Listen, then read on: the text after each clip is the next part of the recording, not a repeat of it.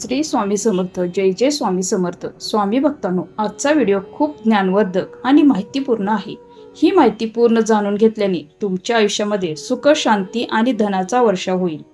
आज मी तुम्हाला जर रस्त्यात किंवा कोठे मोराचे पीस दिसले तर काय होते, तसेच मोराच्या पिसाचा योग्य वापर करून आपण आपल्या आयुष्यातील सर्व प्रकारच्या समस्या कशा प्रकारे सोडवू शकतो, आर्थिक चणचण कशा प्रकारे दूर करू शकतो आणि त्यासाठी काय उपाय आणि तोडगे आहेत ते जाणून घेणार आहोत. नंबर 1. जो व्यक्ती आपल्या घरात 2 मोराची पिसे ठेवतो त्याच्या कुटुंबात कधीही फूट पडत नाही. मोराची 2 पिसे घरात ठेवल्याने घरात भांडणे होत नाहीत आणि कुटुंब आनंदाने एकत्र राहते. नंबर 2. जो व्यक्ती नेहमी मोराची पिसे सोबत ठेवतो त्याला कधीही अपघात होत नाही. मोराचे पिसे नेहमी सोबत ठेवल्याने तुमचे नशीब बलवान होते आणि तुम्ही कोणत्याही अपघाताचा भाग बनत नाही. नंबर 3. मोराची पिसे घरात ठेवल्याने नकारात्मक ऊर्जा घराबाहेर जाते आणि घरामध्ये सकारात्मक ऊर्जा येते. तुम्हाला माहिती आहे की ज्या घरात सकारात्मक ऊर्जा असते त्या घरात लक्ष्मी लवकर येते. नंबर 4. तुमचा मुलगा अभ्यासात कमकुवत असेल किंवा त्याला अभ्यास करायला आवडत नसेल तर त्याच्या शाळेच्या बागेत मोराचे पंख ठेवा.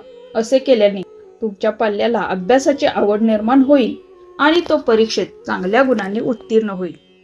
नंबर 5. ज्या लोकांच्या राशीमध्ये राहू दोष आहे त्याने मोराची पिसे आपल्या खिशात किंवा डायरीत ठेवावीत.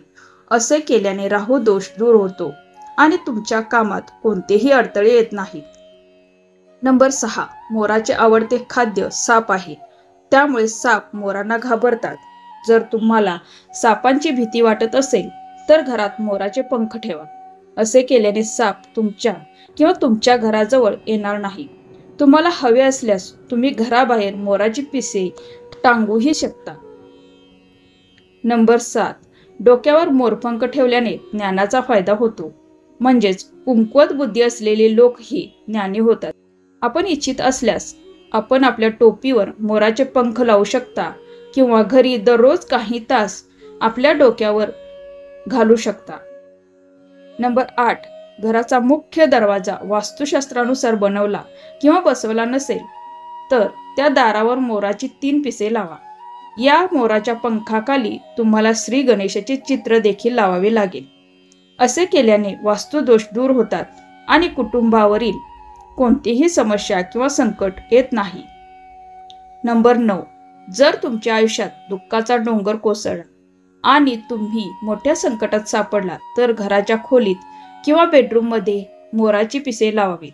हे लक्षात ठेवा की तुम्हाला हे मोरपंख खोलीच्या आगीच्या कोपऱ्यात म्हणजेच आग्नेय दिशेला लावावे लागेल. असे केल्याने सर्व त्रास हळूहळू दूर होतात. नंबर 10. प्रत्येकाला माहीत आहे की पती पत्नीमध्ये अनेकदा भांडणे होतात. अशा परिस्थितीत सुखी वैवाहिक जीवनासाठी लग्नाच्या अल्बममध्ये मोराची पिसे ठेवा. असे केल्याने पती पत्नीमध्ये भांडणे होणार नाहीत आणि प्रेम वाढेल. नंबर 11. रात्री घराच्या अंगणाबाहेर मोराची पिसे ठेवा.